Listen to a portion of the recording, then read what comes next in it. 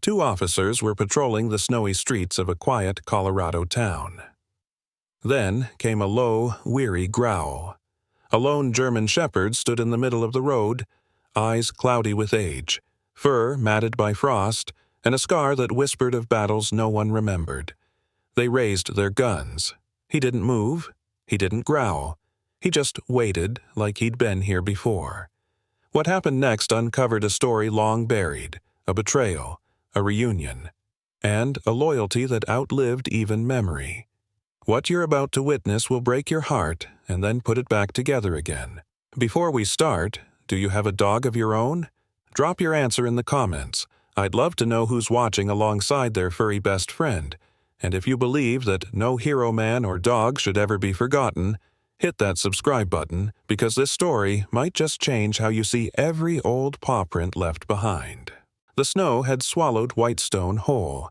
At 6:42 a.m., the small Colorado mountain town lay frozen under a thick, white hush. The streets were deserted. Rooftops slouched under weighty snowdrifts, and power lines buzzed softly in the cold air. The sun had not yet risen, but the world had already turned blue with frost. In a place where even deer stepped lightly, something else moved that morning. Something heavy. Something lost. Officer Brian Keller steered the patrol cruiser cautiously down Millstone Avenue, the tires crunching ice in measured rhythm. At 27, he still looked like the boy who used to chase dogs in the backyard, but grief had added weight to his eyes and jaw. He had his father's build-solid shoulders, steady hands, and his mother's softness, though he'd buried that long ago. His father, Chief Daniel Keller, had been the pride of Whitestone, until he wasn't. 5 years dead, and people still whispered his name like a question no one wanted answered. Beside Brian sat Officer Cooper Diaz, tall and stiff in the passenger seat. 25, angular, with skin like polished oak and a high and tight haircut that always looked fresh. His uniform was immaculate. His boots didn't show a single scuff. He didn't believe in gut feelings. Cooper was a rulebook man, raised in Denver by a single mother and two sisters who ran their house like a drill sergeant ran barracks. He didn't like surprises, and he didn't like dogs. "Another blizzard's rolling in tonight," Cooper said, eyes scanning the frost-framed windshield. Brian sipped burnt coffee from a steel thermos. "Just what we need. Snow on top of snow." Then Cooper leaned forward, brows tightening. "Wait, stop the car." Brian braked. "What?" "There, look." Cooper pointed. A figure stood at the far end of the street. Through the snowfall it looked like a shadow. But as the cruiser rolled slowly forward, its shape became clear. A German shepherd, standing square in the middle of the road. It wasn't moving. The dog was large, broad-chested, but gaunt under the thick coat. The black and tan fur had faded to charcoal and ivory. Snow clung to its back and tail like it had been standing there for hours. A long scar curved down its left hind leg, the fur uneven around it. Its ears were upright. Its tail hung low, heavy with frost. It didn't bark. It didn't flinch. It simply watched. Brian narrowed his eyes. "That's not a coyote." "Nope," Cooper said, already unbuckling his seatbelt. "And that's not a stray either." They stepped out of the car in unison. The cold bit hard sharp enough to sting the eyes. Steam curled from their mouths as they approached slowly, boots sinking into fresh snow. The dog didn't move. Brian lifted a hand. "Hey there, buddy. You all right?" That's when the growl started. Low, steady, not angry, not wild. A trained warning a line in the snow. Cooper reached for his holster. "Brian." "I see it," Brian muttered. The growl deepened. The dog took one step back but didn't turn to run.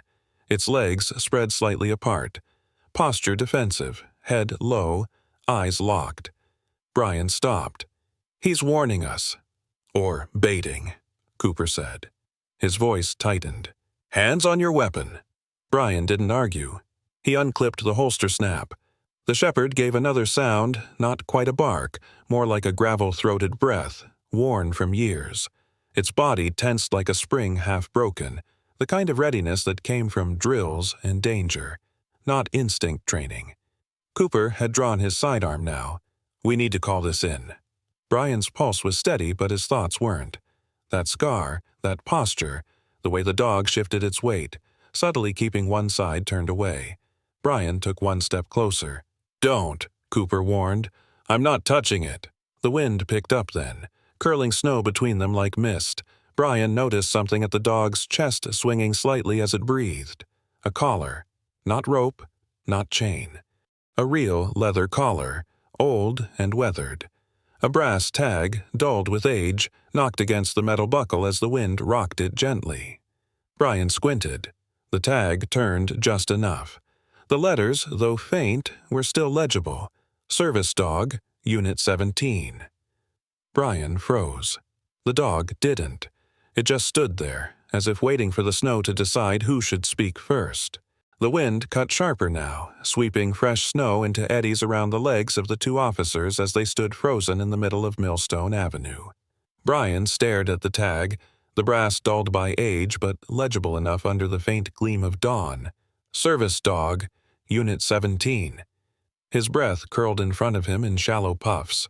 The dog stood motionless, not tense, not relaxed, just waiting. Cooper shifted beside him, gun still drawn but lower now. "You think it's real?" he muttered. Brian didn't answer right away. The world had gone too quiet. A car door slammed behind them, breaking the silence. A woman in her 50s stood near the sidewalk, her parka unzipped despite the cold, snow clinging to the curls escaping from beneath her knit hat.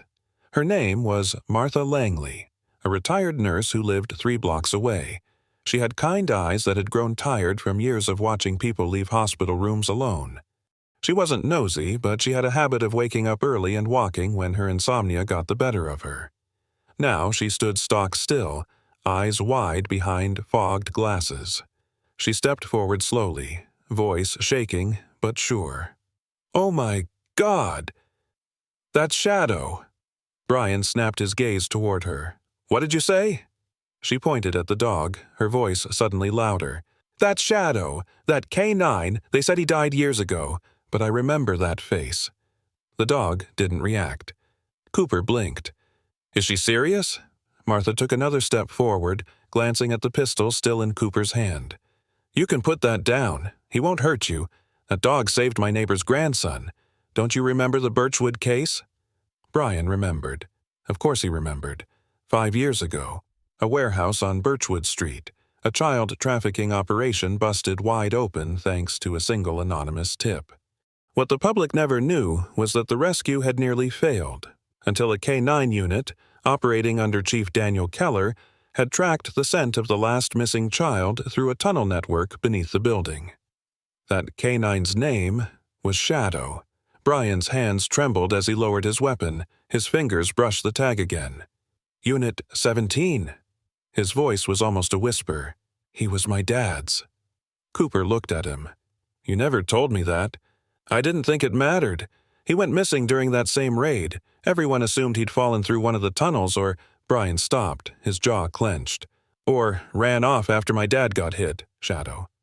If that's who this was, remained still, as though watching a memory unfold in front of him. His breath came in slow, controlled huffs. But when Brian took a cautious step closer and said gently, "Come here, boy," the shepherd didn't move.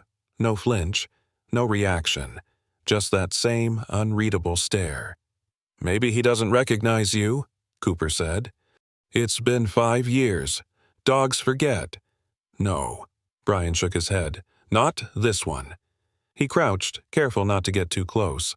The street was quiet again, the snowfall softening every sound. "Come here." Brian tried again, his voice warmer. "It's okay." Still nothing. Then he remembered something. A command. Not one used in training manuals, but one his father had used in the backyard when Shadow got too wound up chasing birds. Something instinctual, something human. He took a breath. "Stay down, boy." For a moment it was as if the world held its breath. Then the dog's ears twitched. Its body gave the slightest tremor, and slowly, with visible effort, it lowered itself into a laying position, chest pressed to the snow, head bowed. Cooper exhaled. No way. Martha gasped softly. He remembers. Brian swallowed hard. Yeah, he remembers. The moment was broken by the sound of tires crunching snow behind them. A second cruiser pulled up beside the first. From it stepped a stocky officer in his early 40s with a thick mustache and a perpetual furrow in his brow. His name was Raymond Thorne, the current watch sergeant. Known for his sharp tongue and even sharper memory, he had served under Chief Keller and carried an unspoken loyalty to the old man. "What the hell's going on here?" he barked, stepping onto the icy road. "Dispatch said something about a loose dog?" Cooper turned, still stunned. "It's not just a dog." Thorne's eyes followed his gesture and locked onto the shepherd. His mouth opened, then closed again.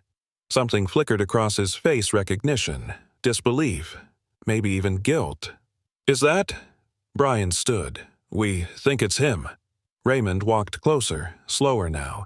The snow whispered under his boots. He crouched beside the dog, eyes softening. "I'll be damned," he muttered. "Shadow." The dog didn't react. Cooper crossed his arms. He only responded to a specific command.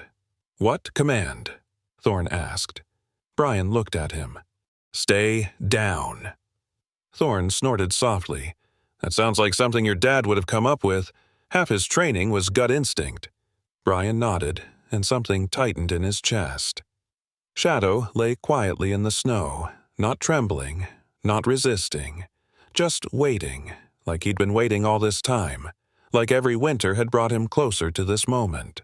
The cruiser rumbled softly along the snow-covered street, tires humming against the frozen road as the sun finally breached the horizon. Pale light spilled over the rooftops of Whitestone, turning the icy world golden for a moment before retreating back to gray. In the back seat, the old German shepherd lay curled on a fleece blanket Brian had found in the trunk, his body stiff, his breaths slow but steady. The snow still clung to the fur on his legs, and his eyes, though open, flicked between the rear windows and the officers in front with a calm that felt unnerving. Brian kept glancing in the rearview mirror. "You see the way he looks around? Not like he's nervous, like he's remembering." Cooper, who had insisted on driving, nodded once. "Like he's cataloging. Every sound, every light, every exit." "Yeah," Brian murmured, like he never stopped working. They pulled into the back entrance of the Whitestone Police Department, a modest brick building just off Main Street. It didn't look like much 3 stories, worn steps, a flickering exterior lamp, but it held more history than its walls could bear. A woman was already waiting by the back doors, crouched beside a metal pet carrier and a small table of supplies. She stood up as the cruiser approached. Dr. Emily Rhodes was Whitestone's only veterinary professional who still made house and station calls. In her early 40s, she was medium height, with pale skin and auburn hair always tied back in a braid so tight it seemed to pull the worry from her face. She had once wanted to be a wildlife vet in Montana, but after a car accident left her with a permanent limp in her right leg, she'd returned to her hometown, where the patients still had names and their owners still sent thank-you pies. Emily spoke to animals like they were co-workers, and spoke to people like she had limited patience. She watched as Brian opened the back door and gently coaxed the dog out. "So, this is the ghost," she said. "He's heavier than he looks," Brian said, lifting the shepherd's front paws down carefully. "And colder."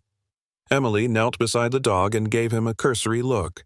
The shepherd didn't flinch, but his eyes locked onto hers, unmoving. "He's alert. Too alert. You got a name?" "Shadow," Brian said, almost without thinking. Emily didn't question it. She ran her hands along the dog's ribs, noting the space between bone and skin. Severely underweight, muscle loss in the back legs, old injury on the hind limb scar tissue, possibly tendon damage. You said 5 years? Missing, Cooper added. Presumed dead. Well, he's not dead, Emily muttered. But I wouldn't call this living either. She checked his paws. Frostbite on 1, maybe 2. I'll need a better look inside. Got a quiet room? Brian nodded. Interview room 3. Doesn't get much use since the new wing opened. They led Shadow inside through the back hallway. The warmth of the building seemed to melt the frost off his coat, but he didn't shake or shiver. He just walked with that slow, methodical gait, like a soldier returning from something unfinished. They placed him gently on a thick towel in the corner of the small interview room. Emily knelt beside him again, working in silence. She injected fluids under the skin and laid out some soft kibble in a shallow dish of water. Shadow sniffed it, then looked away. "He won't eat?" Cooper asked. "Not yet," Emily said. "Sometimes when they've been out that long, eating feels like surrender, like if they start, they'll have to admit they've stopped surviving." Brian felt that land deep. He reached out and touched the edge of the collar again. His tag was still on. That's what stopped me. Just seeing it. Emily looked up. "Some dogs chew them off when they go rogue. He kept his on." Shadow turned his head toward Brian then, slow and deliberate. Their eyes met, and something electric passed between them. Not recognition, not memory, but something adjacent. Something sacred. Cooper checked his watch. "I'll log the intake and grab a heater. That room gets cold." As he left, Brian stayed behind. Emily packed up her supplies and touched Brian's shoulder on the way out. "If he eats, call me. If not, just sit with him. That's sometimes all they want." The room emptied. The hum of the station heater kicked on overhead. Brian sat down in the chair across from the dog, resting his elbows on his knees. He looked around the room, paint peeling at the corners, old corkboard filled with long-forgotten memos. On the far wall, beneath a dusty flag, was a framed photo of Chief Daniel Keller, the last one taken before the Birchwood case. Brian stared at the picture a long moment, then turned back to the dog. "You were there that night," he whispered. "You saw it." The shepherd didn't move. Brian rose and opened the door. "I'll be right back." Down the hall, tucked behind the break room, was a memorial alcove. It wasn't much, just a glass case, a bronze plaque, and a small wooden shelf where officers left coins, patches, or written prayers. In the center sat a folded flag, a photograph, and a worn badge. Chief Keller's. Brian stood there a moment, then reached beneath the shelf and took out a soft, faded towel, one of his father's old ones, kept in the station for years, mostly forgotten. He returned to interview room 3.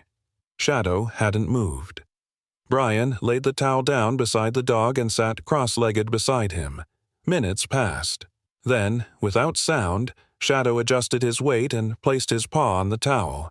He didn't lie down, not quite, but he leaned into it. Just enough. It was something. Later that night, as most of the station fell silent, Officer Karen Leary Short, sharp-tongued and loyal to a fault, passed by the room with a cup of vending machine coffee. She paused when she saw Brian on the floor beside the dog, and the dog staring up at the photo of his old partner. "Looks like he's still on duty," she murmured. Brian didn't respond. He couldn't. He just sat there, with the dog who hadn't forgotten. The snow returned that night, heavier than before, blanketing Whitestone in a fresh sheet of silence. By 1:34 a.m., most of the station was dark. A few desk lamps glowed in the report room, and the hum of the vending machine was the loudest sound for blocks. Officer Brian Keller was asleep on the floor of interview room 3, one arm across his chest, the other resting near the worn towel he had laid out hours earlier. Beside him, Shadow dozed lightly, his breathing steady but shallow. The old dog's body twitched occasionally, muscles firing in dreams too old to name, memories too deep to forget. The camera in the hallway outside buzzed softly as it caught the movement of the door creaking open. Shadow padded out silently, nose twitching, ears up. His gait was slow but purposeful, tail low, body tight with some invisible thread pulling him forward. The building didn't wake. Neither did Brian. By 1:52 a.m., the lobby doors clicked shut behind the German Shepherd. Shadow disappeared into the storm. The next morning began with a scream from the front desk. Officer Karen Leary A., tough, silver-haired woman in her early 60s who moved like she was still in her 30s, was the one who discovered the security breach. She didn't rattle easily, but when she saw the empty blanket and the wide-open side door, she didn't hesitate to hit the alert buzzer. Brian came running barefoot, still in a t-shirt and sweats. "What happened?" "He's gone," Karen said, pointing at the monitor. "Your miracle mutt broke out." Brian stared at the screen. Shadow's escape had been quiet, calculated. No barking, no panic. The old dog had slipped out like a ghost who'd remembered he had unfinished business. "He's not just wandering," Brian muttered. "He's looking for something." It didn't take long to trace the footage. The town's traffic cameras picked him up crossing 5th and Grove, then turning down an alley off Coldwater Avenue. There was a final glimpse, Shadow pausing at the edge of a vacant lot, staring into the dark mouth of a warehouse before he vanished from sight. Brian cursed softly. "That building is condemned," Cooper said from behind him. Brian turned. "Since when are you here?" Cooper, already dressed and holding 2 cups of black coffee, handed one over. "Since I saw the dog wasn't where we left him." "You know that building?" "Better than you think." The warehouse was a square-shaped structure built in the late 1970s, once a freight depot, later repurposed by a construction firm called White Hollow Logistics, then abandoned after a fire gutted part of the western wall. It had sat untouched for years, boarded windows, rusted locks, and a chain-link fence more symbolic than secure. Brian rubbed his forehead. "I remember it from the Birchwood case. My dad led the initial search." Cooper nodded. "And found nothing." Karen interjected, "You boys need to hurry. That dog's out there in freezing temps, and it's not just frostbite you need to worry about. The storm's getting worse." Brian grabbed his coat. "Let's go." The warehouse sat in silence when they arrived, wind screaming through the broken slats in the roof. Snow piled along the fence line and half-buried the front gate. There were paw prints, half-melted, leading up to the heavy metal doors. Then came the smell. Sharp, acrid. "Diesel," Cooper said. "Fresh." Brian knelt beside the tracks. "That shouldn't be here. No one's used this place in years." As they approached, something shifted in the shadows near the corner of the warehouse. A low, unmistakable sound echoed off the walls. A growl, guttural and urgent. Shadow. They rounded the corner and found him there, teeth slightly bared, body rigid. His hackles were raised, and his nose pressed against a seam in the doorframe. He was cawing, a behavior rarely seen in older dogs, but unmistakable. He wasn't trying to break in. He was alerting. Brian stepped closer. "Easy, buddy." Shadow didn't move. His nose stayed glued to the door. Cooper examined the wall. "There's fresh scrape marks on the hinges. Someone's been in here." "I thought it was abandoned." Cooper didn't answer. Instead, he pulled out his phone and scrolled quickly. "What are you doing?" Brian asked. "Cross-referencing property records," Cooper muttered. "I've seen this name before. White Hollow Logistics. Here. Transferred ownership 4 years ago. Guess to who?" Brian leaned in. "Detective Simon Hale." Brian blinked. "You mean the guy who signed off on the final sweep after the Birchwood raid?" "Retired last year. Moved down to Arizona." Brian looked back at the warehouse. "You think he missed something on purpose?" "I think Shadow doesn't forget smells, and I think this place was never really clean." They stood in silence for a long moment. Shadow had stopped growling. He now sat, unmoving, in front of the door, still as stone, ears tilted forward. Brian placed a hand on the old dog's back. "Whatever's in there," he whispered, "we're going to find it." Back at the station later that morning, Brian watched the footage again. Shadow in the hallway. Shadow pushing open the lobby door, Shadow vanishing into the snow. Cooper had retreated into the records room, where he now dug through digital archives under low light. "Got it," Cooper finally called out. Brian entered to find him hunched over a monitor. "There's a memo in the old Birchwood files," Cooper said. "An inventory discrepancy. Evidence crate labeled Unfiled Materials, Warehouse West. Never logged, never recovered." "Let me guess," Brian said. "Signed off by Detective Hale." Cooper nodded, and never mentioned again. Brian exhaled slowly. He looked at the screen, then toward the hallway where Shadow now rested on a blanket, still breathing, still watching the front door like it might open to something long overdue. "We need to open that warehouse," Brian said. "Legally. I'll file the request," Cooper said, "but it'll take days." Brian's gaze hardened. Then we'll find another way. That night, as the snow thickened and the streets emptied again, Shadow remained by the front of the station, eyes fixed out the window, waiting, not for rescue, but for someone to finally listen. The wind had lost none of its bite as the morning deepened over Whitestone.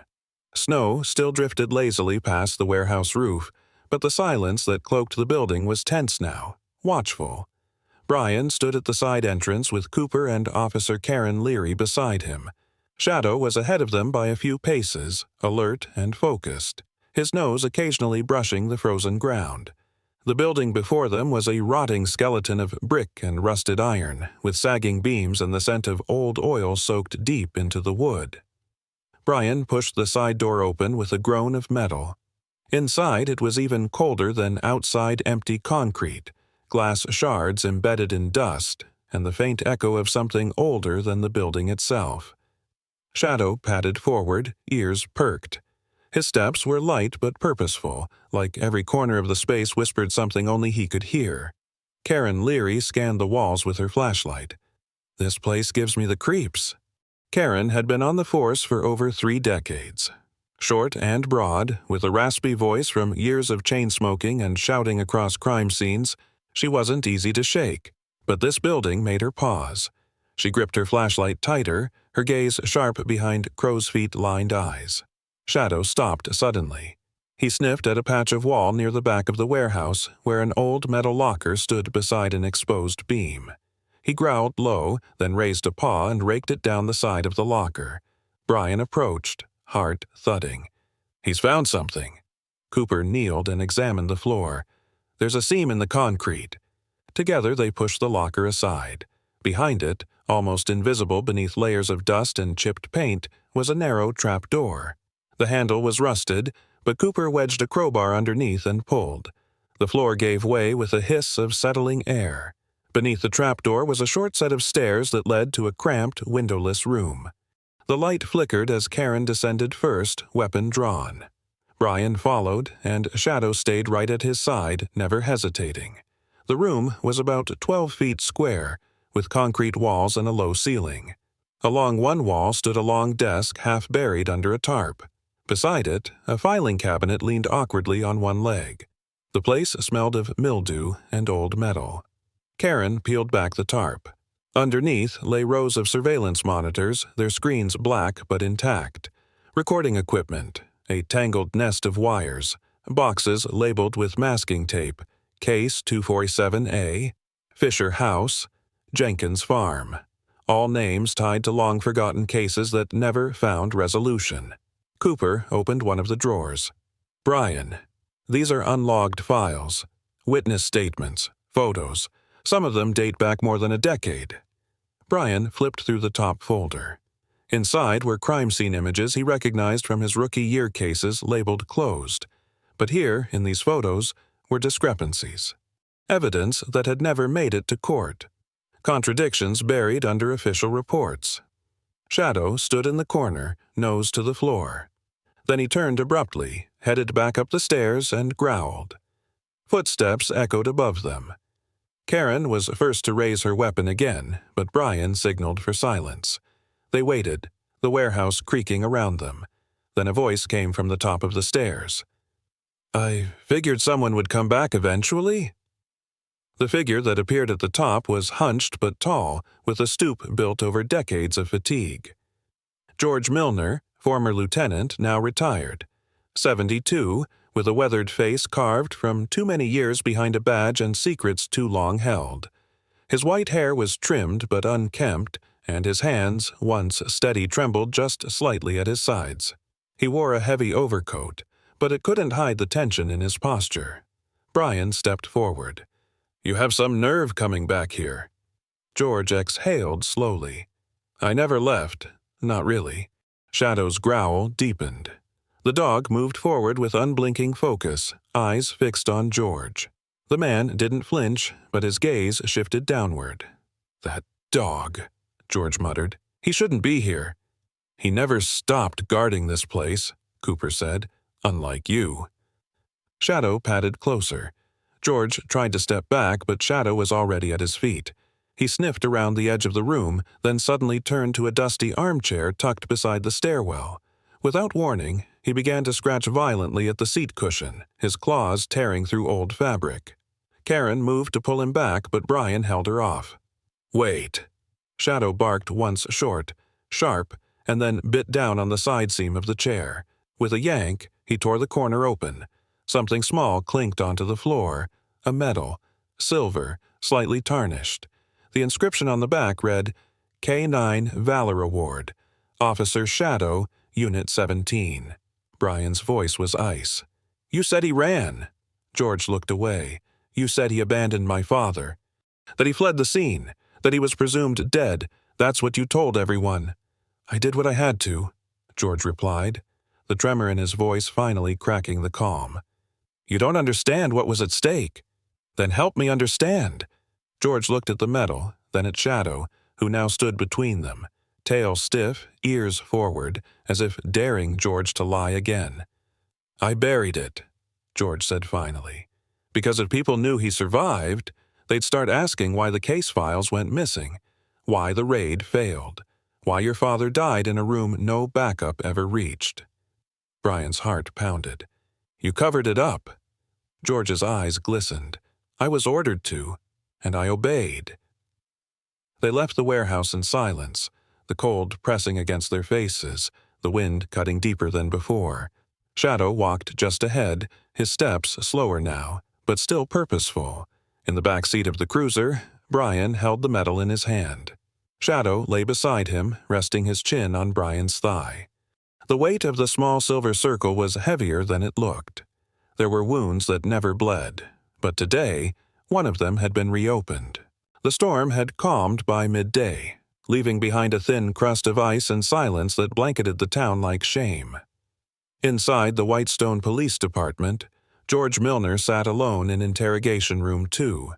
The chair creaked beneath his weight, the metallic table before him reflecting the sterile ceiling light.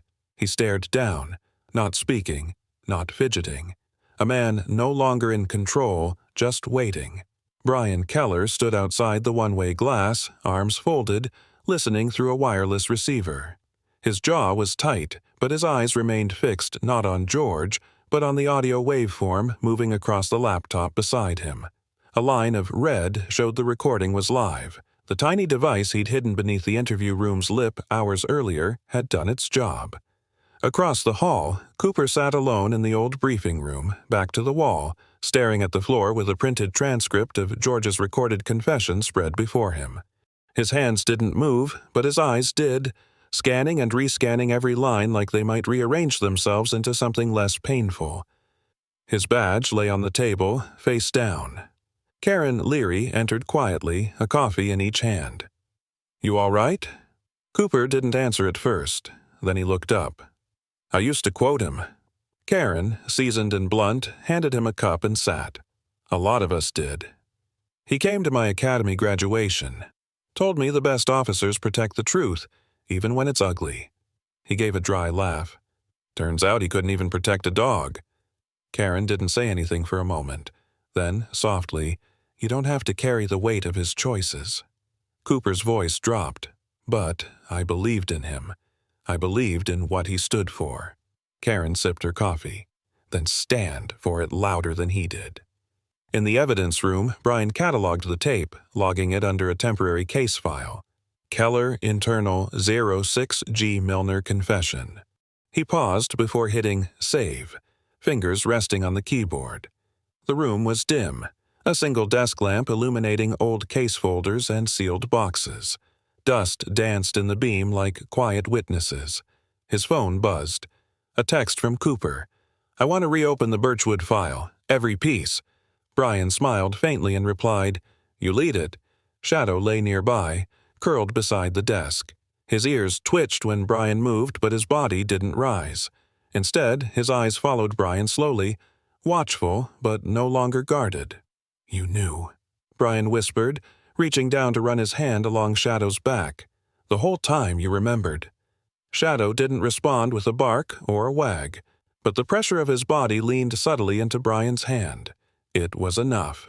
An hour later, George Milner was brought out of Interrogation Room 2 in handcuffs. 2 state officers had arrived, silent, professional men in dark suits with measured steps and tight jaws. George didn't fight the cuffs. He didn't speak. His eyes flicked to Brian once, then to Shadow lying in the hallway. The dog raised his head as George passed, ears forward, no growl, no movement, just gaze. And when George hesitated for half a breath, Shadow slowly turned away, curling back down onto his paws without looking back. The message was clear. You're not worth remembering. That evening, in the locker room, Cooper changed out of his uniform slowly. The room was empty except for the buzz of an overhead light. He stood in front of the mirror, shirt half-buttoned, hands unmoving. His reflection stared back at him with hollow eyes and an expression he barely recognized. Disillusionment, disappointment, and underneath it all, quiet rage. He reached into his locker and pulled out a framed photo tucked in the back, a younger Cooper, smiling, shaking hands with George Milner. The inscription on the back read, "To Cooper Diaz, A, Cop, Whitestone can be proud of, IGM." He stared at it for a long moment, then placed it face down in the trash bin. When he stepped into the hallway, Brian was waiting. "You okay?" "No," Cooper replied honestly, "but I'm ready." Brian handed him a folder. "Reactivation request for the Birchwood case. DA's office is reviewing the confession. You'll be lead investigator." Cooper took the folder. "Let's clear it all." Later that night, Brian sat in the memorial alcove alone. The lights were dimmed for evening shift, and the glass case shimmered faintly. He looked at his father's photo, the folded flag, the badge. "He didn't run," Brian said aloud. "You were right to trust him." Shadow sat beside him, tail curled neatly over his paws, eyes on the same glass. He didn't move, but Brian could feel the warmth of him there, the weight of a loyalty that had never faltered.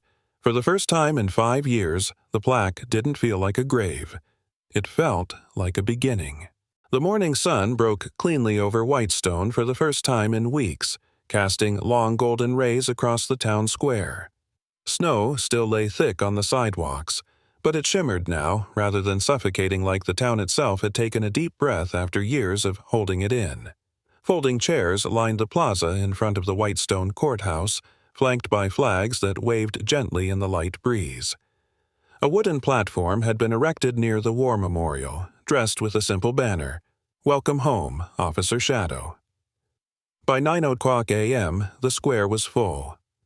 Families arrived in thick coats and knitted scarves, bundled children perched on shoulders, the elderly seated in the front with wool blankets on their laps. There were shopkeepers in aprons, mail carriers on break, high school students with homemade signs, and veterans in uniform. The entire town had come, not out of obligation, but something deeper: gratitude, curiosity, closure. Shadow sat at the edge of the stage, stoic and still, wearing a navy blue service vest freshly tailored to his old frame. The patch on the side read, "Retired, K9 Unit 17." His coat had been brushed, and though the gray in his fur could not be erased, he looked sharper now, more present. His ears twitched at every sound, his amber eyes scanning the crowd not with fear, but with measured calm. Beside him stood Brian Keller, dressed in formal patrol blues. His chest bore his father's old commendation bar, polished and reattached the night before. He didn't wear his hat. He wanted to stand eye to eye with the people who had known his father, who now gathered to honor the dog who had once walked beside him. The MC was a soft-spoken man named Mayor Elias Rowe, mid-50s, short, with a silver beard and a tan wool coat that made him look more like a schoolteacher than a politician. Mayor Rowe had known Daniel Keller, had shared beers with him at softball games. And though public speaking never came easily to him, today he stood straighter. He cleared his throat at the microphone. "There are few things more sacred than service," he began, "and fewer still more enduring than loyalty. Today, we honor a soul who embodied both and never asked for anything in return." He gestured to Shadow, who sat calmly as the crowd erupted into applause. In 2018, Officer Shadow was listed as missing in action during the Birchwood raid, A day that cost us our chief and nearly cost us the truth. Today, we recognize not only his survival, but his unwavering commitment to his mission. A mission that outlived the uniform, outlived the command, outlived even memory. Cooper stood near the stage steps, not in uniform, but in a dark charcoal suit. His posture was stiff, his hands clasped tightly behind his back. The anger he'd carried in recent days had softened now into something else: resolve, maybe. Or perhaps reverence. He had helped coordinate the event with exacting care, double-checking every name on the invitation list, making sure the media stayed outside the core ceremony, and that no one tried to turn it into politics. Mayor Rowe stepped aside, allowing a slim woman in her mid-30s to approach the microphone. Emma Loring, once a scared child, now a poised elementary school counselor, had been one of the kids Shadow helped save 5 years ago. Tall, freckled, with fiery red curls tied back in a simple braid, she spoke clearly, though her voice trembled when she looked at the dog seated before her. "I don't remember everything from that night," she said, "but I remember the cold, and I remember the fear, and then I remember his eyes, just like they are now. He didn't bark, he didn't bite, he just stood between us and the bad men." She knelt at the edge of the stage and touched Shadow's paw gently. "You didn't leave us, not really, and now we don't leave you." A quiet sob rose from somewhere in the front row. Brian stepped forward to take the podium next. He didn't have notes. He didn't need them. "When my father died, I lost more than a parent. I lost direction. I didn't know then what Shadow had done, what he kept doing. I do now, and I promise you he will never be forgotten again." He looked down at Shadow, then out into the crowd. "I'm taking responsibility for his care. From this day forward, Shadow is home, not in memory, not in legend, but right here, with me, as he should have been." Applause rose again, this time louder, layered with emotion. Then a boy ran forward from the crowd no more than 8 years old, wearing a red scarf too large for his small frame. He paused at the stage steps, eyes wide. His mother called for him to stop, but he didn't. He climbed onto the platform, approached Shadow with reverence, and wrapped his arms gently around the dog's neck. Shadow didn't move. The crowd hushed. Then another child followed, a girl of about 10 with braces and snow boots, her fingers trembling as she reached to stroke Shadow's head. She knelt beside him, burying her face in his fur. A third child came. Then a fourth. Children Shadow had saved. Children who had grown. Children who still remembered. Brian stepped back, letting it happen. Cooper turned away for a moment, blinking fast. Even Karen Leary, standing near the rear, dabbed her eyes with the edge of her scarf. There were no medals pinned that day, no plaques handed out, no speeches about courage carved in granite. Only a dog, once forgotten, now surrounded by those he had saved, silent, strong, and finally seen. As the ceremony drew to a close and the crowd began to disperse, Brian knelt beside Shadow and whispered, "You did good, partner." Shadow's eyes drifted up to meet his, and for the first time in days his tail thumped once against the stage. It wasn't much, but it was enough. The snow had begun to melt, one thin trickle at a time, retreating from the rooftops and sidewalks as if the town had finally decided to thaw. Whitestone was shedding its winter coat, revealing the bones of old porches, rusting mailboxes, and the familiar creak of pine trees bending toward spring. On the quiet end of Briar Hill Road stood a small blue house with peeling white shutters and a front porch that had seen better paint but never lost its dignity. It was the kind of home where porch lights were left on for late returns, and mugs of coffee steamed on the railing at dawn. Shadow stood at the edge of that porch every morning. He was slower now, his hind legs stiff with age, and his hearing not as sharp as it once was, but he rose with the sun and took his place at the top of the steps as if he'd been assigned the post. No leash, no command, just instinct, habit, honor. Brian Keller stepped onto the porch beside him, coffee in hand, wearing flannel pajama pants and a Whitestone PD sweatshirt faded from too many washes. His hair was unkempt, and his stubble hadn't seen a razor in 2 days, but there was peace on his face, a quiet that hadn't been there for years. "Morning, old boy," he said. Shadow didn't look at him. His eyes were on the street, watching the joggers, the school bus pulling up at the corner, the neighbor's cat slinking between bushes, always alert, always listening. "You know you're retired now, right?" Brian added, sipping from his mug. Shadow's tail gave a faint thump. Inside the house, the living room had been rearranged to accommodate the dog's needs. A thick orthopedic bed rested beneath the front window, lined with a fleece blanket and surrounded by chew toys, most of which remained untouched. On the wall above the couch hung 2 photographs. One of Chief Daniel Keller in full dress uniform, hand on the shoulder of a young, alert German shepherd with jet-black fur, and beside it, a more recent photo Brian kneeling beside Shadow at the ceremony, both looking toward something beyond the frame. In both images, father and son, man and dog, eyes forward, always watching the door. Brian glanced at those photos often. It reminded him that this was more than grief. It was legacy. That afternoon, Brian sat at a folding table inside the old community gymnasium. The building had once served as a storm shelter, then a polling place, and now it echoed with barks and the excited chatter of volunteers in matching Navy T-shirts that read Shadow Watch, Canine Rescue Initiative. Brian tapped a clipboard as he watched 2 new recruits, a shaggy mutt with one ear missing named Tank and a high-energy lab named Nellie Being guided through obedience drills by volunteers. Cooper entered carrying a box of supplies. He wore a ball cap pulled low and a jacket dusted with dog fur. His expression was less rigid now, more grounded, like a man who had burned something inside him and found a better way to use the ashes.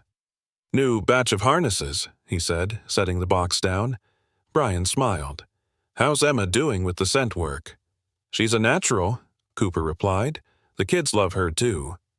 Emma Loring had joined the initiative a week earlier, bringing with her not only a gift for dogs but a quiet authority that kept the teens in the youth outreach program respectful and engaged.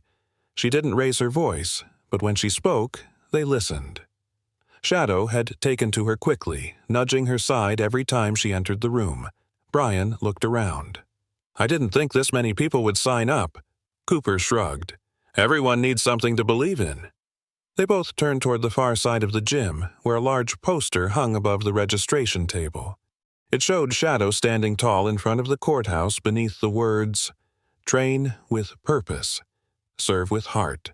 Shadow Watch." Later that evening, Brian returned home, exhausted but fulfilled.